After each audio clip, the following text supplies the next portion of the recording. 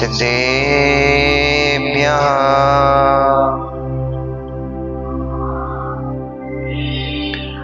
तव सिद्धे नय सिद्धे संयम सिद्धे चरित्र सिद्धे नाणुमिदर्शनं मेया सिद्धे शिरसा नमस्सामि सिद्धं संपूर्ण भव्यार्थं सिद्धे कारणमुत्तमम् प्रशस्त दर्शन ज्ञान चारित्र प्रतिपादनम् सुरेंद्र मुकुट श्लिष्ट पाद पद्मान् सुकेशरम् प्रणमामि महावीरम् लोकत्रय मंगलम् नमो अरिहन्ताणुं नमो सिद्धाणुं नमो आयर्याणुं नमो वज्रायाणुं नमो लोये सविसाहूणम्। जय बोलिए अनंत अनंत परम शुद्ध परमेष्ठी भगवान की, अनंत अनंत 24 तीर्थंकर भगवान की, आचार्य भगवंत कुंद कुंद देवी की, आचार्य भगवंत श्री रविशरण स्वामी महामुनिराज की, परम पूजनीय चर्याश्रोमणीय अध्यात्म योगी प्रवचन प्रवर्तक आचार्य भगवंत गुरुदेव श्री विशुद्ध सागर जी महामुनिराज की, अहिंसामयी विश्व जैन धर्म की, वितरागी प्रभु श्री रामचंद्र भगवान की,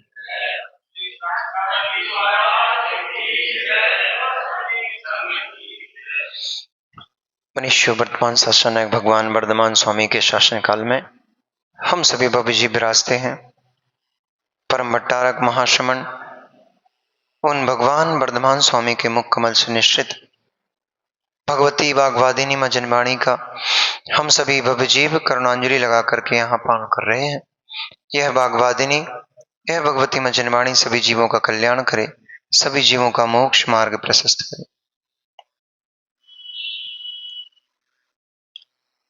कुक्षि जातोपि पुत्रस्य यह कृत्यम कुरुते नन्ना अपुत्र एव कांते सौ जायते रुपुरेव वा। कुक्षि से उत्पन्न हुआ पुत्र भी यदि पुत्रत्व धर्म से रहित हो तो वह पुत्र होते हुए पुत्र नहीं, शत्रु संज्ञा को प्राप्त होता है। आपकी कुक्षि में 9 महीने रहा और 9 महीने बाद उत्पन्न हुआ, उत्पन्न होकर के धीरे धीरे वृद्धि को प्राप्त हुआ, परंतु उसके लक्षण आपके पुत्र जैसे थे ही नहीं। उसके लक्षण तो क्रूर प्राणी जैसे हो गए, व्यसनी हो गया, मदिरालय जाने लग गया, वेश्यालय जाने लग गया। ऐसे पुत्र को मां कौन पुत्र कहेगा? 9 महीने घर में भले ही रखा हो, पाल पोस के बड़े उसको बड़ा किया हो, लेकिन ऐसा पुत्र तो मां क्या सोचती है, ऐसा पुत्र तो नहीं होता तो बहुत अच्छा था। मां का हृदय भी दुखी हो जाता है जब वो देखती है कि मेरा पुत्र व्यसनी हो गया है। कौन मां होगी जो ऐसा सोचती हो कि मेरा पुत्र चोरी करके लाए? कौन मां होगी जो ऐसा सोचेगी? कौन पिता होगा जो ऐसा सोचेगा कि मेरा पुत्र व्यसनी होकर के शराब पी करके घर में आए रोज? कोई सोचेगा कि भैया महेंद्र भैया, बालक यदि रोज बोतली चढ़ा के और आने लग जाए तो आपको अच्छा लगेगा कि बुरा लगेगा? बालक बुरा लगेगा। कोई भी नहीं चाहता कि हमारी संतान व्यसनी हो, पाप में पड़े। सही है ना अशोक भैया? सही है ना? सोच समझ के बोलना, सही है ना? अरे मित्र, जब ये जानते हो व्यसनी संतान किसी को सुंदर नहीं लगती, अच्छी नहीं लगती, अपने व्यसनी परिणाम रूप संतान हमें क्यों अच्छे लगते हैं? ऐसी व्यसनी संतान पुत्र नहीं शत्रुवत होती है। तो ये परिणाम जो हमारे व्यसनी हो रहे हैं, ये परिणाम हमारे जो खोटे हो रहे हैं, ये भी तो हमारी संतान ही है। हम जीव द्रव्य संतान ही है और ये हमारे खोटे परिणाम हमारी संतान है, ये हमारे शुभ परिणाम हमारी संतान है। जिनके परिणाम शुभ होते हैं, प्रशस्त होते हैं, उनके चेहरे अपने आप खिले रहते हैं। और जिनके परिणाम क्रूर हो जाते हैं, जिनके परिणाम कषाय पापरूप हो जाते हैं, उनके चेहरे भी मुरझा जाते हैं। जो जीव निर्व्यसन होता है, वो आंखों में आंखें डाल के बात कर सकता है किसी की भी। कोई छोटा सा भी पाप कर लो अंश, छोटी सी भी गलती हो जाए तो पिता से आंख मिला के बात नहीं कर सकते आप। देखा कभी आपने ऐसा? कोई गलती करके आ जाओ, भले किसी को नहीं पता हो, फिर भी भय बना लेता है भीतर में, किसी ने देख ना लिया हो। भले ही चुप के पाप कराए थे, चुप के गलती कराए थे। कोई बालक अब कॉलेज जाते हैं, बड़े हो जाते हैं, स्कूल में 12th 11th में पढ़ने लग जाते, थोड़े बड़े हो जाते हैं। आजकल तो बच्चे जल्दी बड़े हो जा रहे हैं। पहले तो 25 साल 30 साल में बच्चा बड़ा होता था, अब तो 12-15 साल में ही बड़ा हो जाता है। नहीं, दो हेतु हैं इसके। सर्वथा ऐसा नहीं कि मोबाइल, इसका एक और हेतु भी है। जैसे जैसे समय बीतता जा रहा है, आयु कम होती जा रही है, इसलिए मैच्योरिटी जल्दी आ जाती है। पहले के समय में जब पल्ल की आयु होती थी तो 2-4-10 वर्ष तो पता ही नहीं लगते थे, ऐसा नंगा घूमता फिरता निकल जाता था बच्चा का। 10-25-50 वर्ष तो नंगा खेलते हुए निकल जाता था बच्चा का, क्योंकि पल्ल पल्ल की आयु होती थी, उस समय वो बचपन में ही रहता था। परंतु जैसे जैसे आयु कम होती जा रही है, पंचम काल के अंत तक, पंचम काल की आयु कितनी उत्कृष्ट, 120 वर्ष। पंचम काल की उत्कृष्ट आयु 120 वर्ष है, उत्कृष्ट है ये। जघन्य आयु अंतर्मुहूर्त है। लेकिन अब वर्तमान, पहले के तो लोग 100 वर्ष 120 वर्ष के नॉर्मल दिखता था, हर कोई दिखता था 120 वर्ष का, 100 वर्ष का। कोई हम अभी भी जब हम गांव में रहते थे, उस समय हमारे गांव में एक अम्मा थी, उसकी लगभग शायद 100 या 110 वर्ष की उम्र थी। हमने देखा 110 वर्ष के, तो उस समय सामान्य था, 100 110 120 वर्ष ये सामान्य आयु थी। मुनिराज निर्माण सागर जी थे, 106 वर्ष 110 वर्ष की आयु में समाधि हुई उनकी। तो पहले की ये आयु सामान्य थी, क्योंकि पहले का वातावरण खान पान सब भिन्न था। अब जैसे आपका खान पान और वातावरण परिवर्तित होते जा रहा है, वातावरण में जैसे प्रदूषण बढ़ता चला जा रहा है, आपका खान पान जैसे प्रदूषित होते चले जा रहा है, वैसे ही आपकी आयु में भी क्षरण होता चला जा रहा है। वातावरण से भावों के ऊपर प्रभाव पड़ रहा है, अपने आप नहीं हो रही है। इसके पीछे भी बहुत बड़ा कारण है। आचार्य उमा स्वामी ने कहा है कि संक्लेश परिणामों से आयु का क्षरण होता है, संक्लेशता से आयु घट जाती है। हो सकता है आप भी 100 वर्ष की आयु बांध के आए हो,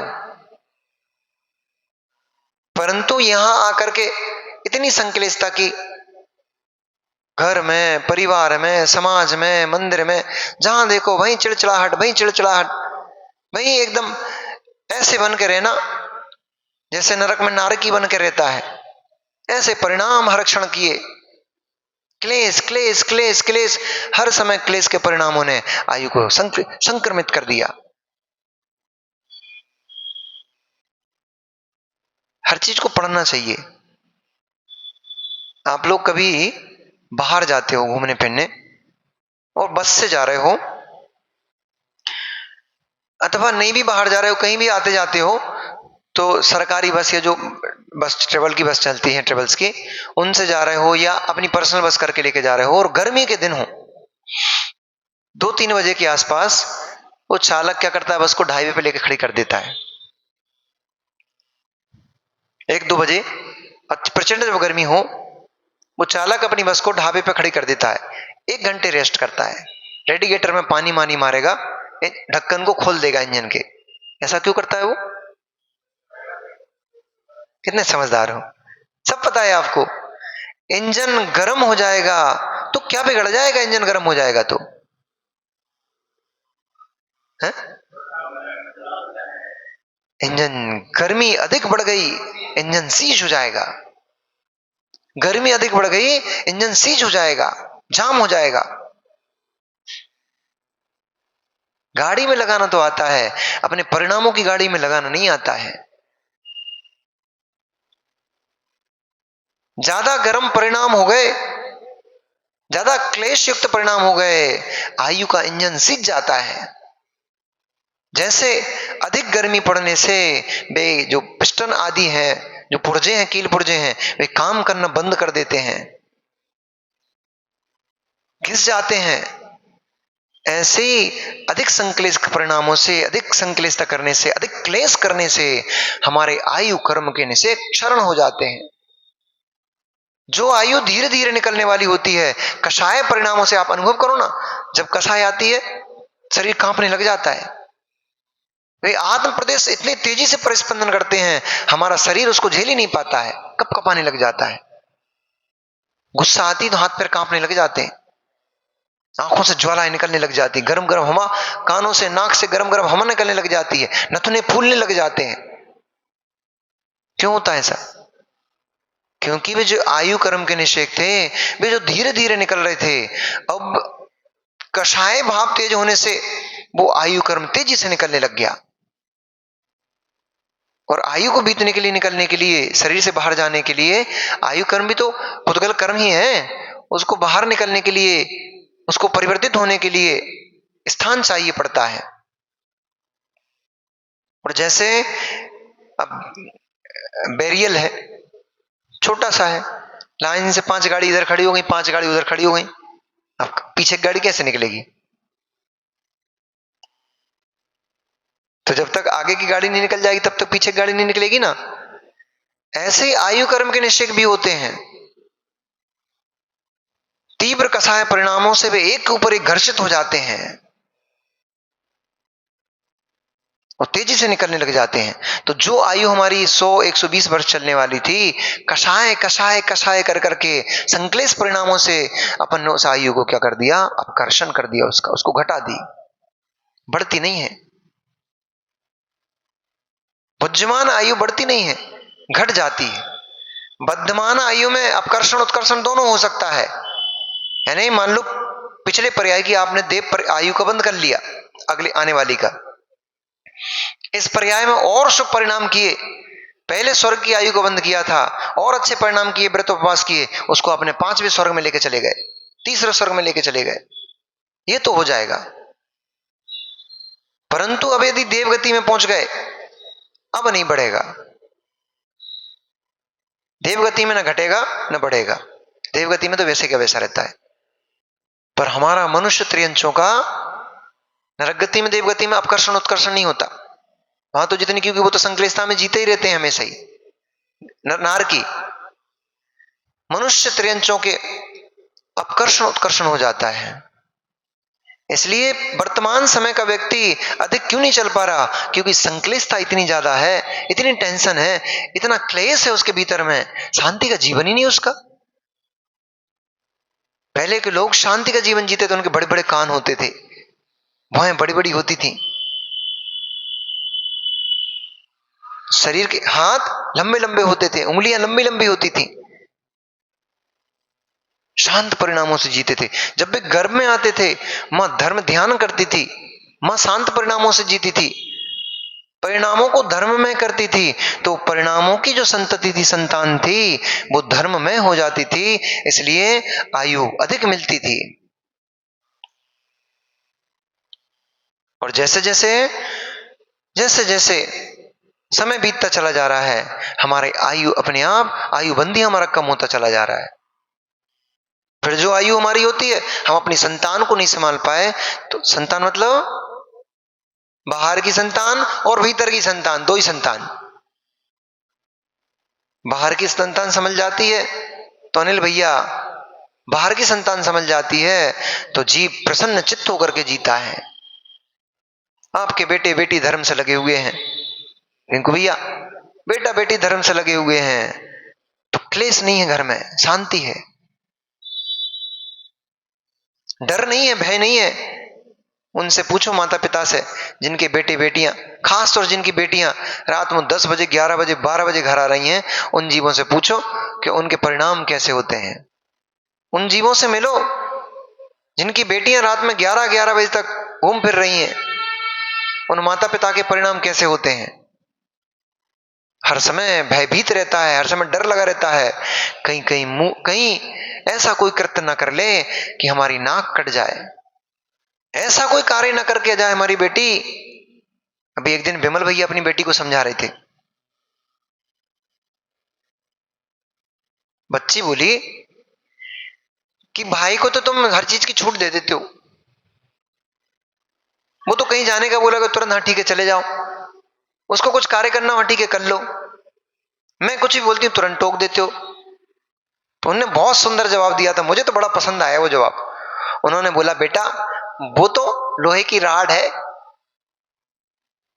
तू हीरे की अंगूठी है। वो तो लोहे का भंगार है, बर्तन है, टूट फूट भी जाएगा, छेद भी हो जाएगा तो झाला लग जाएगा उसमें, तो टूट फूट भी जाएगा, वेल्डिंग हो जाएगी उसमें तो, परंतु तू तू हीरे की क्रांच है, तुझ में किंचित भी दाग आ गया, करोड़ों की चीज लाख की नहीं बचती है। अभी आएंगे 6 तारीख को हीरे के व्यापारी, वो अपने प्रवीण भैया आगरा वाले, उनका पहले हीरे का व्यापार था। वो बता रहे थे हमें एक दिन, कहले महाराज जी उसमें 18 या 14 स्थान पे कट लगता है हीरे में, उसको जब तराशा जाता है तो 18 या कितने स्थान होते हैं, उतने स्थान से उसको काटा जाता, तराशा जाता है, और जरा सा भी सूद तो बहुत हो गया, इतना सा भी एक बाल के बराबर भी इधर से उधर हो गया ना तो 1 करोड़ का हीरा 1 लाख की कीमत का बचता है, इतना डिफ्रेशन होता है उसका,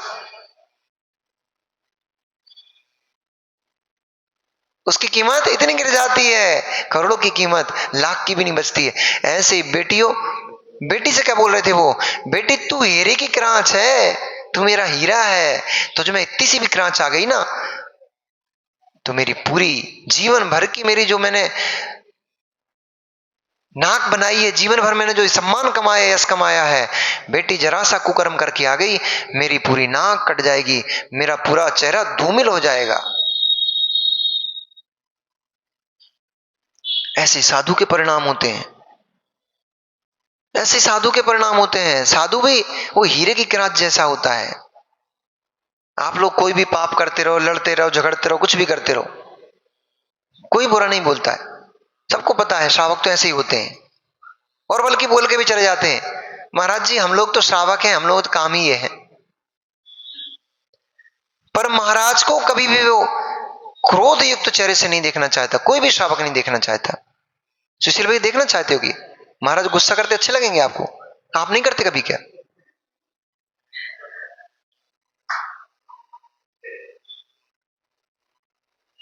आपको अशोक भैया, आपको मुनिराज गुस्सा करते लड़ते झगड़ते अच्छे लगते हैं क्या?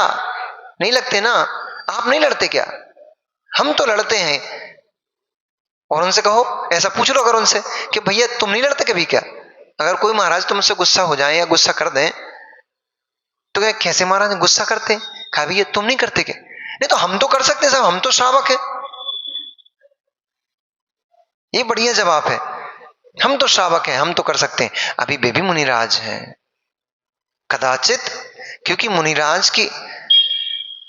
की भी संजुलन नाम की कषाय अभी है, अभी 6वां 7वां गुण स्थान है, 10वां गुण स्थान नहीं बन गया है। 10वें गुण स्थान के अंत अंत तक सूक्ष्म कषाय रहती है मुनिराज के पास, तो 6वें 7वें गुण स्थान में है। कदाचित कोई मुनिराज किसी निमित्त को पा करके थोड़ी बहुत यदि कषाय करने भी लग जाए, गुस्सा करने लग जाए, तो ये नहीं समझना कि ये मुनिराज नहीं बचे हैं। छेदोपस्थापना नाम का प्रायश्चित होता है। उनकी कषाय लंबी नहीं चलती हैं, महीनों दिनों नहीं चलती हैं, और जिनकी कषाय लंबी लंबी लंबी चलेंगी वे वास्तव में मुनिराज नहीं बच पाएंगे। महीनों महीनों 15-15 दिन की जिनकी कषाय चल रही है, मुनिराज की कषाय 48 मिनट की मात्र होती है। मुनिराज का क्रोध आ भी जाए अथवा कोई भी चारों क्रोध मान माया लोभ 4 कषाय है, 4 कषाय में से कोई सी कषाय उत्पन्न हो जाए अंतर्मुहूर्त की होती है। एक अंतर्मुहूर्त में भी अपने आप को वापस से उपस्थापित करते हैं। छेदो बट्ठवणम होदु मज्जम, ये मैंने क्या कर लिया। क्या बोलते हैं, पापिष्ठेन दुरात्मना, पढ़ते थे ना भी आप शिविर में, पापिष्ठेन दुरात्मना जड़दिया मायाबिना लोभिना राग द्वेष मलिमसेन मनसा। मैं पापी हूं, दुरात्मा हूं, दुष्ट मन वाला हूं, दुष्ट बुद्धि वाला हूं। आपसे नहीं कह रहे ऐसा, कह रहे महाराज को ऐसा बोलना चाहिए, शब्द है महाराज के क्या, आपसे नहीं बोल रहे, आपसे नहीं बोल सकते, अपने आप से बोल रहे हैं। मैं पापी हूं, मैं दुरात्मा हूं, मैं दुष्ट बुद्धि हूं, जड़ बुद्धि हूं।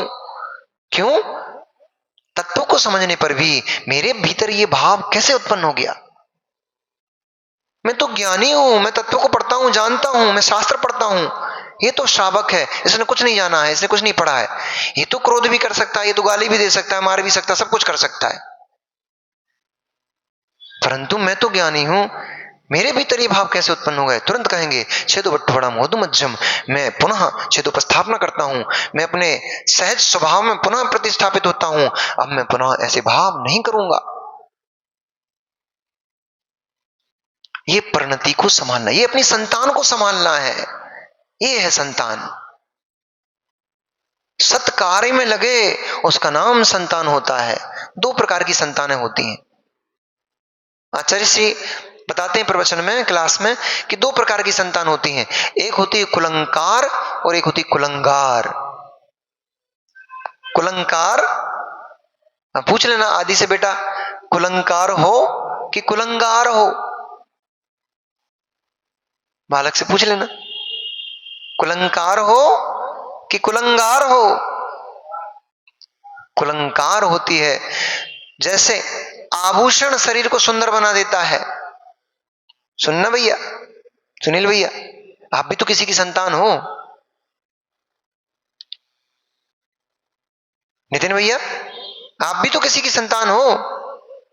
सबको सुनना है, सभी संतान हो, बूढ़े हो चाहे बच्चे हो, चाहे महिला हो पुरुष हो बच्चियां हो, सबको सुनना है। जैसे आभूषण शरीर को सुंदर बना देता है, ऐसे आपके सुसंस्कार आपकी चर्या को सुंदर बना देते हैं, आपका यश फैला देते हैं। तो बेजीव बेसंतान कुलंकार हैं, कुल के अलंकार। कुलंकार मतलब कुल की अलंकार, जो कुल में 4 चांद लगा दें, कुल को ऐसा सजा दें कि उसकी शोभा बढ़ जाए, वे कुलंकार हैं। और बेसंतान तो कुलंगार हैं, जिनके जिनके पड़ोसी भी आकर के उनके दरवाजे पर भी थूकना भी पसंद ना करें, ऐसी संतान तो कुलंगार हैं। ऐसी संतान का भी क्या जन्म देना, क्या जन्म लेना, हमारे कुल की कीर्ति को धूमिल कर दे। अभी आएगा प्रकरण, सुनना, रामचंद्र जी कुलंकार थे कि कुलंगार थे। और विभीषण क्या कह रहा था, विभीषण क्या कह रहा था, हे कुल को कलंकित करने वाले, तू हमारे कुल में कहां पैदा हो गया। रावण से कह रहा था, बड़े भाई से कह रहा था, छोटा भाई।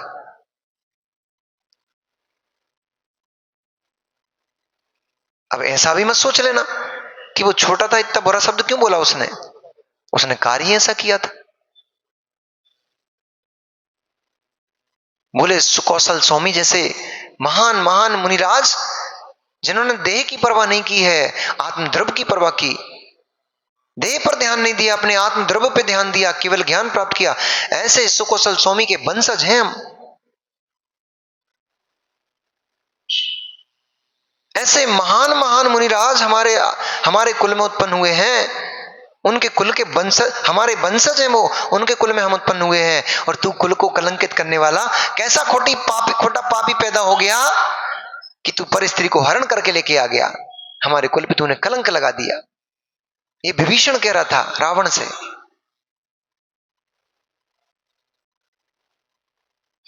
ऐसे पुत्र कुल के लिए कलंक होते हैं। शराब पीने लग जाए, जुआ खेलने लग जाए, व्यसन करने लग जाए, वेश्यावृत्ति करने लग जाए। वे बेटे बेटे थोड़े ही हैं, वे तो शत्रु हैं। वे बेटियां बेटियां नहीं हैं जो अपने शरीरों को बाजारों में बेचती फिर रही हैं, चिकने चिकने चेहरों को देख करके जो उन पर रीझ जाती हैं, और धन संपत्ति को देख करके उनमें अपने कलंक की मान मर्यादा सब झोंक कर आ जाती हैं। वे बेटियां बेटियां नहीं, वे तो आपके कुल के लिए, आपकी समाज के लिए शत्रु हैं। संस्कार देना चाहिए। सुनो ही मत आओ, चाहे पोता पोती हो, चाहे नाती नातिन हो, सबको ऐसे संस्कार दो। लौकिक शिक्षा तो सब कुछ दे रहे हो आप। क्या क्या बोल रही थी रावण से? कुशीलस्य वैभवम मलम। कुशील का वैभव मल के तुल्य होता है। शीलवंती स्त्री का शील ही श्रृंगार है, शील ही वैभव है। शील की रक्षा कर ली, यही तुम्हारे पास उपलब्धि है। तुम छाती ठोक के बोल सकते हो। जिन बच्चियों ने शील की रक्षा कर ली, वे 100 की भीड़ में गर्व से सर उठा के बोल सकती हैं, मेरे पास शील संपत्ति है। तू तो अपना शील बेच के आ गई। मुनिराज बनने जाओ। ए कुणाल बेटा, 8 साल के हो गए ना तुम, 11 के हो गए। अब तुम्हारी उम्र मुनिराज बनने लायक हो गई है। घर में पड़े रहे तो तुम्हारी संतान बिगड़ जाएगी। बोले महाराज अबे तो वहां ब्याह ही नहीं, वो संतान कहां से बिगड़ जाएगी? अरे वो बाहर वाली संतान नहीं, भीतर के परिणामों की संतान। घर में और अधिक पड़े रहे, और अधिक दुनियादारी में जीते रहे तो संतान बिगड़ जाएगी। नहीं संभाल पाए तो संतान व्यसनी हो जाएगी। अब तुम्हारी उम्र हो गई है, 8 वर्ष अंतर मुहूर्त के बाद दीक्षा के योग्य हो जाता है बालक। तो तुम तो 11 वर्ष के हो गए, अब तुम दीक्षा ले सकते हो। अरे ये क्यों बोल रहा हूं सुनो, हमारे अशोक भैया दीक्षा लेने का भाव बन जाए इनका, हमारे सुशील जी का भाव बन जाए, और तो छोड़ो हमारे धर्मचंद जी का भाव बन जाए दीक्षा लेने का, by chance. Dharamchand ji by chance, तो बेटा इनसे पूछ, खड़ा तो हो जाए 1 मिनट,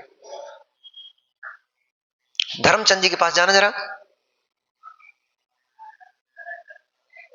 उनके चरण छू लो। अब इनसे एक बात पूछो, बालक क्या पूछना है? इनसे पूछो कि दादाजी आज यदि आपके भाव मुनिराज बनने के हो जाएं और आप व्रतों को अंगीकार करने के लिए गुरु महाराज के पास जाओ, तो गुरु महाराज आपको बाल ब्रह्मचारी संज्ञा दे पाएंगे क्या? पूछना बेटा, पूछ लेना, क्यों शर्मा रहा है?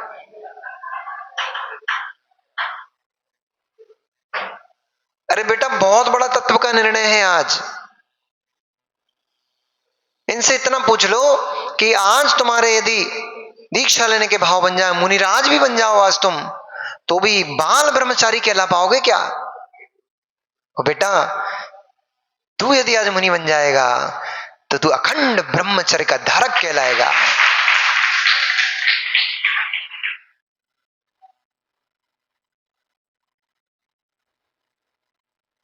एक भाई हमसे बोला, उसकी शादी नहीं हुई थी, परंतु उसके दीक्षा लेने के भविष्य में दीक्षा लेने के भाव बन गए। जब वो गृहस्थ में रहा, उसने अपने शील में दोष लगा लिया, यौवन अवस्था में अपना शील भंग कर लिया। अब देखने वाले तो कहेंगे कुंवारा है, अभी कौन शादी हुई है, बाल ब्रह्मचारी है। ये सर्वथा सत्य नहीं है कि जो कुंवारा है वो बाल ब्रह्मचारी होगा। ये तो वो ही जानता है कि उसने अपने शील धर्म यौवन अवस्था में उसने अपने शील की रक्षा की है कि नहीं की। यदि अपने शील की उसने यौवन अवस्था में रक्षा की है तो ही बाल ब्रह्मचारी कहला पाएगा। वो क्या बोला हमसे, उसकी शादी नहीं हुई थी, इसलिए सभी के नाम के आगे आ रहा था बाल ब्रह्मचारी। वो बोला यार जैसे ये बाल ब्रह्मचारी मेरे नाम के सामने आता है ना, मन बड़ा दुखी हो जाता है। मैंने बोला ऐसा क्यों? बोले मैंने विवाह तो नहीं किया, परंतु मैं बाल ब्रह्मचारी नहीं हूं। मैंने अपनी यौवन अवस्था में मैंने खोटा कर्म कर लिया। तो बाहर के लोग तो बाल ब्रह्मचारी बोलते हैं, पर मेरा मन स्वीकार नहीं करता है। अब मिलो अपने परिणामों से। अंश भाई, मिल अपने परिणामों से। यदि आज तुम दीक्षा लेने के भाव बनाओ और गुरु महाराज आपको संज्ञा दें बाल ब्रह्मचारी अंश भैया जी, तो इसमें आनंद तब लूट पाओगे जब तुमने अपना शील भंग नहीं किया होगा। किंचित भी यदि तुम अपने शील में दोष लगा चुके हो, उस बाल ब्रह्मचारी का आनंद नहीं लूट पाओगे। इसलिए आचार्य भगवंत कार्तिकेय स्वामी को मालूम क्या ना किस नाम से जाना जाता था? स्वामी कुमार।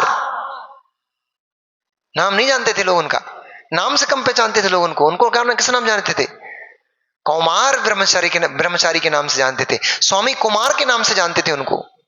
अभी भी ग्रंथों में उनका नाम स्वामी कुमार आता है, क्योंकि 13 वर्ष की अवस्था में तो उन्होंने जैनेश्वरी दीक्षा ले ली थी। सुन रहे भाई, तेरे से 2 ही साल बड़े थे।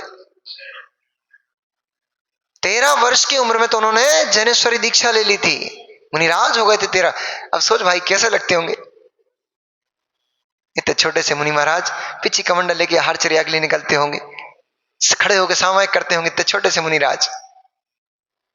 क्या आनंद आता होगा उनको, देख देख के ही आनंद आता होगा।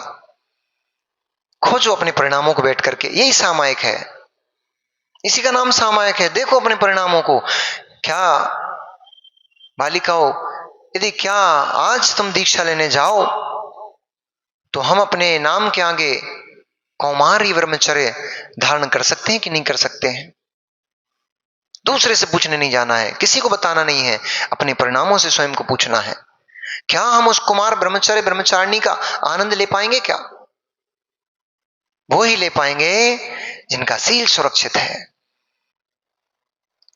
ऐसे शीलवंत पुरुषों की, स्त्रियों की रक्षा के लिए तो देव भी आसमान से उतर के जाते हैं। आगम में ऐसे दृष्टांत भरे हुए हैं। और ऐसा भी नहीं कि ये पौराणिक कहानियां हैं, आज भी शीलवंत पुरुष की रक्षा के लिए इस पंचम काल में भी देव आकर के रक्षा करते हैं।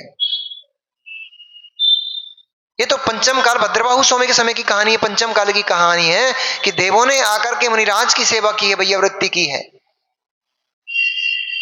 एक पंडित जी ने एक कहानी सुनाई थी, उनके अपने जीवन की कहानी थी। उनका रात्रि भोजन का त्याग था, अष्टमूल उनके धारी थे, प्रतिमाधारी थे। प्रतिमाधारी चलती गाड़ी में भोजन करता नहीं, इसलिए उनका उपवास था। प्यास लग रही थी, उपवास नहीं, 3 प्रकार के आहार का त्याग था। पानी की उन्हें छूट रखी थी कि यदि कहीं आवश्यक जगह मिल जाएगी, कुआं मिल जाएगा तो मैं पानी पी लूंगा। शिखर जी की वंदना के लिए जा रहे थे, विकल्प उत्पन्न हो गया कि प्यास सता रही, गर्मी का दिन है, प्यास सता रही है, कहीं कुआं मिल जाए। यदि अपनी सामयिक आदि क्रिया की, एक स्थान पर ट्रेन आधे घंटे के लिए रुकती थी। जैसे ही नीचे उतरे ट्रेन से, देखा एक पनिहारी घर पे सर पे घड़े लिए पानी लेकर के जा रही है। उससे पूछा, बहन जी इधर कुआं है क्या? हाँ, बोले स्टेशन के पीछे कुआं है। पंडित जी गए। अब बुंदेलखंडी थे और पंडित जी थे, तो आज के पंडित जी जैसे थोड़ी थे कि मंच पे बैठ करके बातें करेंगे अहिंसा की और रात्रि भोजन के त्याग की, आलू प्याज के त्याग की, और खुद होटल पे खाना खाते मिल जाएंगे। ऐसे वाले पंडित जी नहीं थे, वास्तव में पंडित जी थे। तो कनक कलेवा छन्ना ये जैनी के चिन्ना, बुंदेलखंड में कहते हैं कनक कलेवा छन्ना ये जैनी के चिन्ना। कनक यानी आटा अथवा नाश्ता, कलेवा माने नाश्ता, कनक यानी वो आटा वगैरह, कनक कलेवा और छन्ना।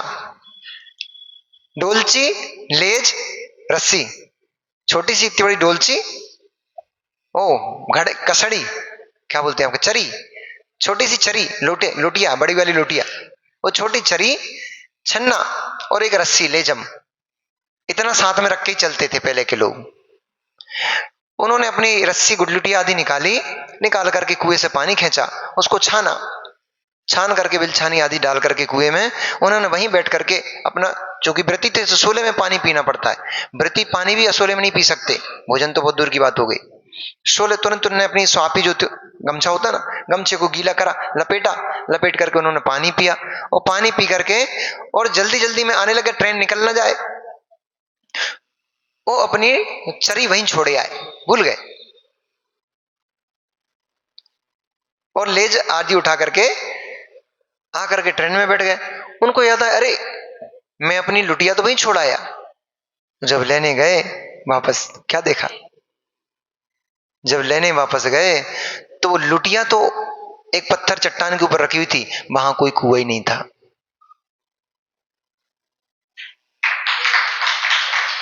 ये पंचम काल की वर्तमान की घटना बता रहा हूं, बहुत पुरानी नहीं है, ये मात्र 100-125 साल पुरानी घटना है। वहां कोई कुआं नहीं था। जाके देखा उन्होंने, भैया अभी हम यहां पे पानी पी के गए थे, हमारी डोल चरी हम छोड़ गए थे। तो खेले लोगों ने बताया यहां तो कुआं है ही नहीं। तब पंडित जी को पता पड़ा कि हो ना हो किसी देव आदि ने आकर के मेरी सहायता की है। यहां पे जब कुआं है ही नहीं, और जिस स्थान पे मैं लोटा छोड़ के गया था, लोटा तो वहां रखा हुआ है, परंतु वहां कुआं नहीं था। ये बहुत पुरानी घटना नहीं है, ये तो वर्तमान की घटना है। पंचम काल में भी जब ऐसे चमत्कार हो सकते हैं, तो चौथे कालों में इन सब चौथे काल में इन सब घटनाओं को होना कोई आश्चर्यकारी कार्य नहीं था, ये तो सामान्य था।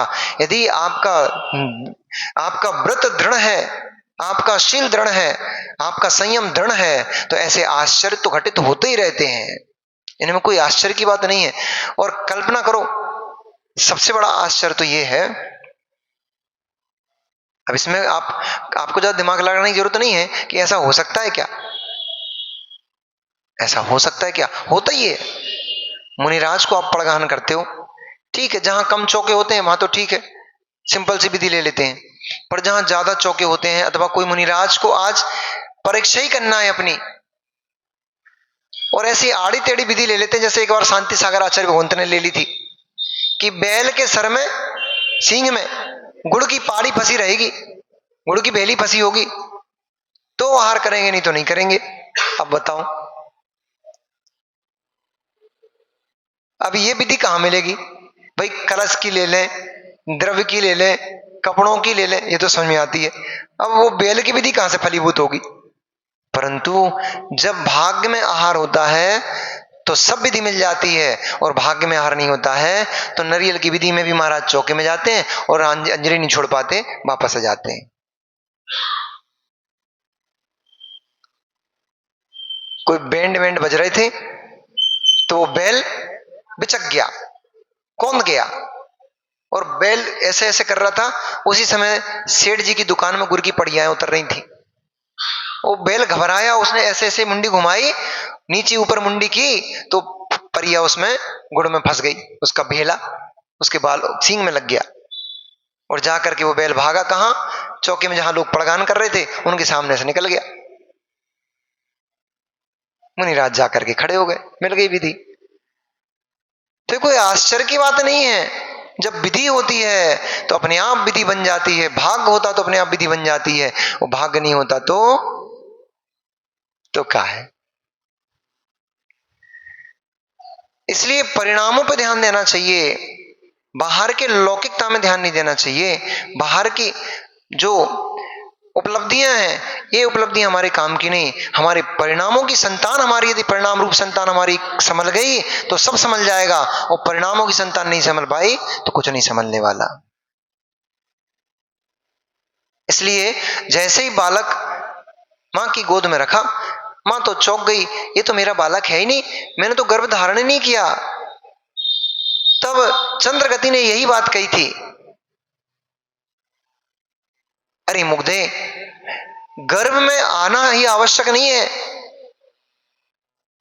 कि एक बालक गर्भ में आए तभी तेरा बालक हो जाएगा, हमारी संतति को चलाएगा, हमारी संस्कृति को ऊंचा उठाएगा, तो ये बालक हमारा बालक ही है। गर्भ से निकला ही बालक नहीं होता है, जो हमारी संतति को चलाता है उसका नाम हमारी संतान होता है। गर्भ से भी तुमने पैदा कर दिया और उसने हमारी संस्कृति को, हमारे आचरण को धूमिल कर दिया, हमारे मान सम्मान को धूमिल कर दिया, तो वो गर्भ की निकली हुई संतान क्या संतान कहलाएगी क्या?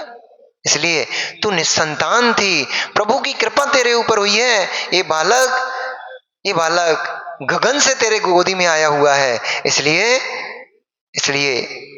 और इसके जो कर्ण कुंडल थे ये शोभायमान हो रहे थे, आभा से युक्त थे, इसलिए हम मिलकर के ये अब आज से हमारा पुत्र है और इसका नाम हम भामंडल रखते हैं।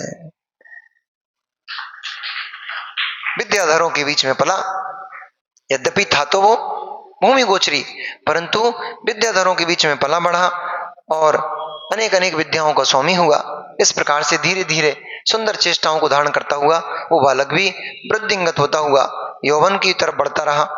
इधर उधर तो वो बालक राज परिवार में, राज घराने में लालन पालन होते हुए वृद्धि को प्राप्त हो रहा था। इधर जनकपुरी में मां विदेहा दुख से बड़ी व्याकुल थी, आकुल थी। हाय मेरा पुत्र कौन दुष्ट हरण करके ले गया। अनेक अनेक प्रकार के उपक्रम किए गए, सैनिकों को पहुंचाया गया और दूत आदि जो थे, जो खोज करने में बड़े निपुण थे, ऐसे सभी दूतों को पहुंचाया गया, परंतु बालक का कहीं भी पता नहीं चल पाया। क्यों? कहां से पता चलोगा? भूमि गोचरियों के पास होता तो पता चलता, वो तो कहां विजयार्थ पर्वत चला गया था, कहां मिलता वो बालक? जब कहीं नहीं मिला, अंत में मां दुखी होती हुई संतोष को धारण कर बैठी कि अब तो बालक हमारे हाथ से गया। पिता ने कहा, जनक ने कहा कि हे विदेहा, तुम चिंता क्यों करती हो? यदि बालक हमारे भाग्य का होगा तो हमें अवश्य मिलेगा। हमने पूर्व जन्म में कोई पुण्य किया होगा तो अवश्य हमारा बालक मिलेगा, और यदि हमने पूर्व जन्म में किसी की संतान का हरण किया होगा, किसी को कष्ट दिया होगा, तो फिर हमें भी बालक से रहित होना पड़ेगा। ये सब भाग्य की लीला है, इसलिए इन सबको तुम भाग्य पर छोड़ दो, दुखी मत हो। स्वयं भी दुखी था, परंतु पत्नी को ऐसा ढाढ़स बंधाता हुआ धीरे धीरे अब सब चीजें, सब दुख धीरे धीरे विस्मरण हो जाता है। तो मां का भी दुख धीरे धीरे जाता रहा। जो बालिका थी वो धीरे धीरे वृद्धि को प्राप्त होती रही। सभी ने मिलकर उसका नाम, चूंकि जनक की पुत्री थी इसलिए उसका नाम जानकी रखा। मुख्य नाम जानकी था। जानकी भी माता पिता के लाड़ प्यार में गुणी जनों, श्रेष्ठ जनों की गोदी में खेलती हुई वृद्धि को प्राप्त होती रही। दोनों अपने अपने स्थान पर बड़े होते रहे, वृद्धि को प्राप्त होते रहे। जब इधर तीसरे पक्ष में जो राम लक्ष्मण भरत शत्रुघ्न शस्त्र आदि की विद्याओं को सीखने गए थे, वो भी यौवन को प्राप्त हो गए। सभी प्रकार की शास्त्र सत्र आदि अनेक अनेक विद्याओं में 72 कलाएं पुरुष की होती हैं। सारी की सारी 72 कलाओं में वे चारों भाई पूर्ण निपुण हो गए।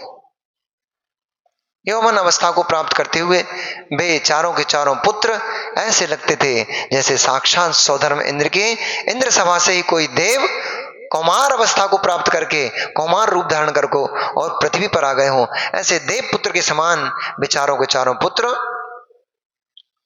जब सभी विद्याओं में पारंगत हो गए तो पुनः अपने नगर बड़े उत्सव के साथ वापस आए। बहुत बड़ा, कई वर्षों के बाद वे बालक अपने नगर में आए थे। बहुत विशाल उत्सव किया गया, कई दिन तक किमिक्षित दान दिया गया, कई दिन तक बड़ा उत्सव मनाया गया। इस प्रकार से धीरे धीरे समय व्यतीत होता चला गया और कई वर्ष सुख का वेदन करते हुए उन सभी प्राणियों के निकलते चले जा रहे थे। अचानक जनक जी का दशरथ जी के पास संदेशा आया। उन्होंने कहा, हे स्वामिन, आप प्रजापालक हो, आप ही इस भूमि पर साम्राज्य को स्थापित करने वाले हो, आप ही सभी दुखी जनों के लिए सांत्वना देने वाले हो। इसलिए एक बड़ी आपत्ति विपत्ति मेरे ऊपर आन पड़ी है, तुम्हें उसका निराकरण करना पड़ेगा। क्यों? इसलिए क्योंकि वो विपत्ति मात्र मेरे ऊपर नहीं है, मलेच्छों ने हमारे देश के ऊपर आक्रमण कर दिया है और सर्वप्रथम ही मेरा ही देश नगर यहां पर पड़ेगा। इसलिए उन मलेच्छ जो हैं बड़े क्रूर हैं, दुष्ट हैं, मांस भक्षी हैं, व्यसनी हैं, मदिरा का सेवन करने वाले हैं, दया धर्म से शून्य हैं, ऐसे उन मलेच्छों ने बहुत विशाल सेना लेकर के और हमारे भारत देश पर आक्रमण किया है।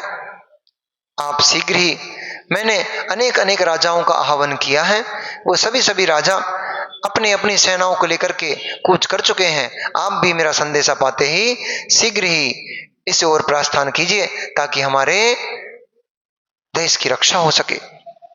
दशरथ ने जैसे ही जाने का मन बनाया, राम लक्ष्मण ने कहा, पिताश्री आपने जो हमें विद्या प्रदान की है, हमें जो शस्त्र और शास्त्र आदि की विद्या में हमें पारंगत किया है, इसका प्रदर्शन का यही तो सबसे अच्छा मौका है। यदि हम अपनी इस शस्त्र विद्या का प्रयोग यहां नहीं करेंगे तो फिर कहां करेंगे?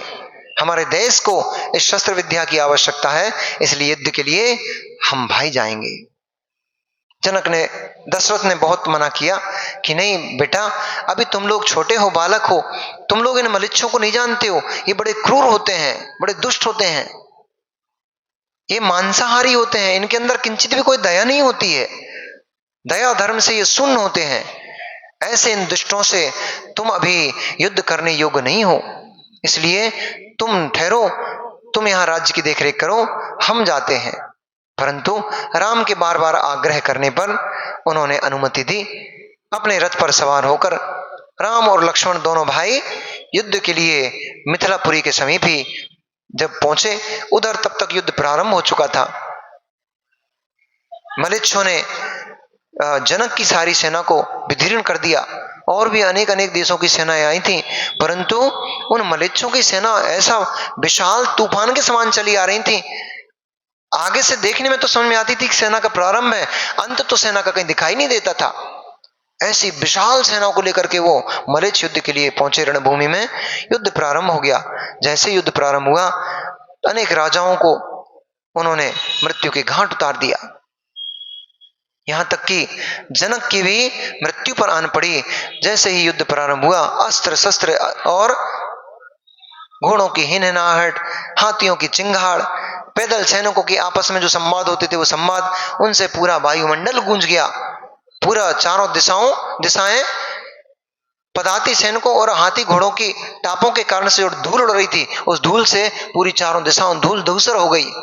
ऐसे समय में जब जनक की सेना परास्त होने लग गई, उसी समय पर क्या होगा? जनक छोड़ के भग गए क्या? नहीं भगे। तो दशरथ आ जाएंगे क्या? अब दशरथ तो घर पे बैठे हैं। तो मलेच्छों ने क्या जनकपुरी पर राज कर लिया क्या? कल पता लगेगा क्या हुआ।